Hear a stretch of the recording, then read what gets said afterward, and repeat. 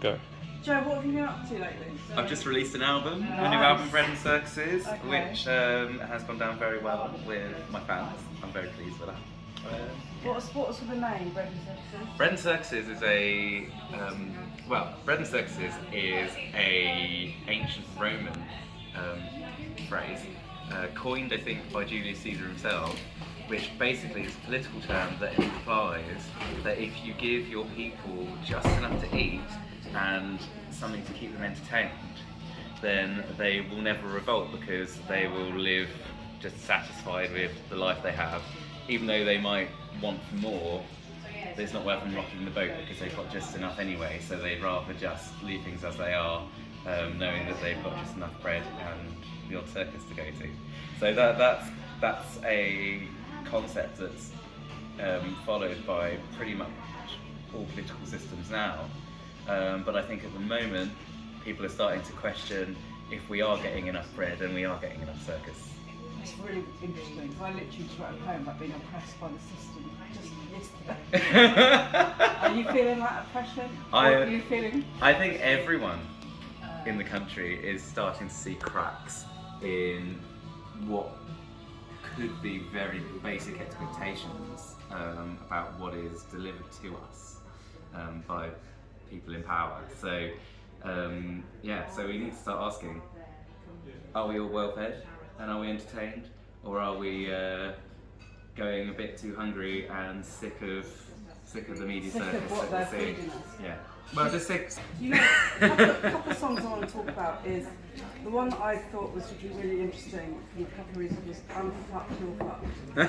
And I quite like that song because I'm quite into oxymorons. Now, I don't know if this was deliberate, but the melody seemed to be a little bit like a nursery rhyme. Yeah. It had that kind of isk, whereas obviously the language was quite aggressive, or Yeah. not aggressive, but kind of, you know, you're swearing. So was that intentional? Yeah, I mean, I pictured myself being like Julie Andrews. Okay. And you know when like it's the sound of music and the thunderstorms happening and all the kids like are hiding in her bedroom because they're scared of the storm, and she's going, raindrops on roses and whiskers on things. And these are a few of my favourite things. And I pictured it just like that, going, yes, we're all fucking fucked, but it's alright, at least we fuck together, you know.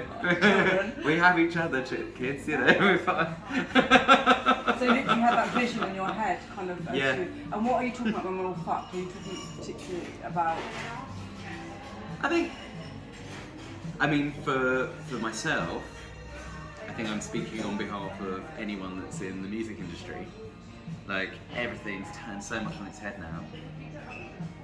It's like, unless you have a really good plan and have been putting it into action for years, like a lot of my friends who are doing what I do are basically going, crap, we don't know how we're ever going to fund a record again, we don't know how we're ever going to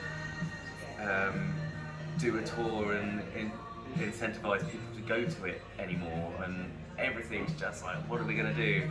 What happened to the record labels? What happened to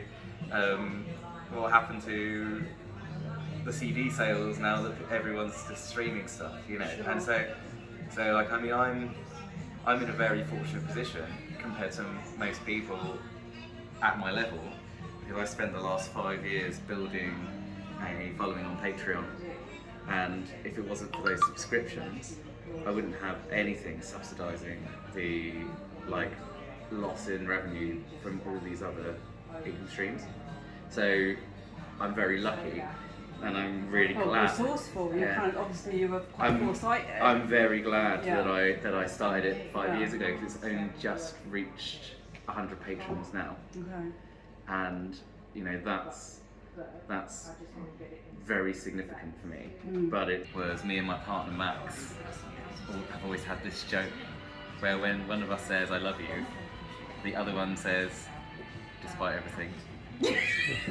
and and so we go, I love you despite everything.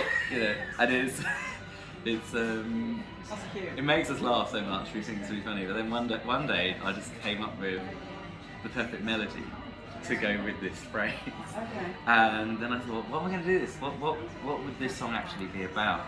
And then I decided to write it about the unconditional love that some people seem to show some politicians who might have a lot of corrupt behaviour going on, and they might be in the news for like having done something really shameful, but then that person's career keeps going, and they shrug it off, just like, oh well, you know, we're all human or whatever. But even though they've done something that like is like criminal, you know, and then they have these like fans and voters who go, oh yeah, well, what's the alternative? And you go, someone that's not pure evil, maybe. But you know, again, like, I'm not going to point any particular person out, because there's people on the right that might point out politicians on the left that they think this about. People on the left point out politicians on the right that they think this stuff about. At the end of the day, you can apply it to whoever you want. It works perfectly well. But yeah, it's basically taking the piss out of anyone that basically just blindly follows and makes excuses for somebody that they've always supported and voted, despite everything they might be doing. Yeah. So that's it. And there's clearly a lot of examples of that at the moment, not just in politicians, but I'm assuming you're talking about politicians predominantly. But yeah, I mean, this is, we could like I talk said, about this is Russell a Brand, yeah, but you could apply it to that as well. You could apply it to any kind of maverick. Yeah. You know, and it's you know, this is a socio-political record, Yeah. so of course I'm kind of suggesting politics, but like you say, it could be any kind of leadership figure. Some, like, you know, somebody with a big following on YouTube. Yeah, 100%. They, like, some influencer could totally be another example of this. Yeah.